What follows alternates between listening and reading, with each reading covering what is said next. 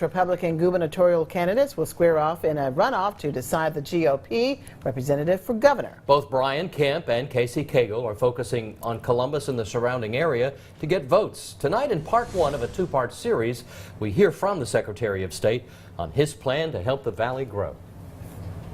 From Affleck to fintech to not having high-speed internet or a grocery store, Brian Kemp says he really gets the issues affecting Columbus and rural Georgia voters. In the Columbus area, man, I certainly understand a lot of what's going on over there, a lot of what drives the local economy.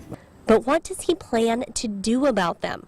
Kemp lays a lot of that out in his team's plan to strengthen rural Georgia. For example, providing tax incentives to companies that provide broadband to rural areas. On the economic front, Kemp says he's a big believer in building Georgia's brand. We have plenty of water, we got plenty of land, we got a great business environment, a low cost of doing business, and we don't have to recreate anything. We just need to continue to market ourselves. So that's one of the things that I definitely think the government and the governors can do is spread the word. Branding, he says, could be used to protect funding for Fort Benning as well.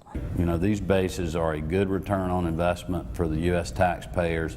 They are protecting our country from a national defense standpoint, and they are bringing value. Kemp says initiatives he's taken as Secretary of State, like smartphone ballot tracking for military absentees, show his commitment to Georgia's men and women in uniform.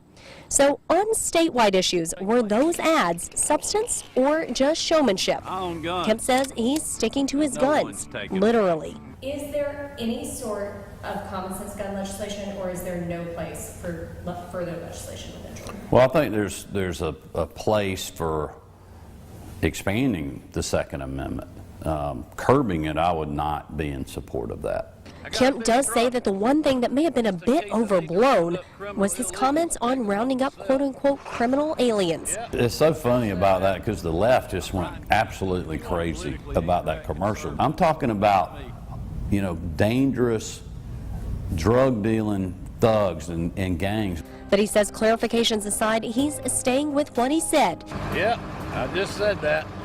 And he's not concerned that his unabashed demeanor might inhibit his ability to get things done. You can have the status quo if you want it, but if you want somebody that's going to really not be beholden to the special interest and it's going to literally be thinking about putting Georgians first every day, I'm your guy, and I'll be your guy in November. That was Ashley Bridges reporting. Part two of our election special with Lieutenant Governor Casey Cagle will be tomorrow. Today, Cagle received a big endorsement. Georgia Governor Nathan Deal has endorsed the Lieutenant Governor in the Republican primary runoff to succeed him. The governor made that endorsement today in Atlanta, calling Cagle, quote, the best one to continue the work that he has started as governor. The winner of the GOP primary runoff will face Democrat Stacey Abrams in the November general election. Back to the weather now.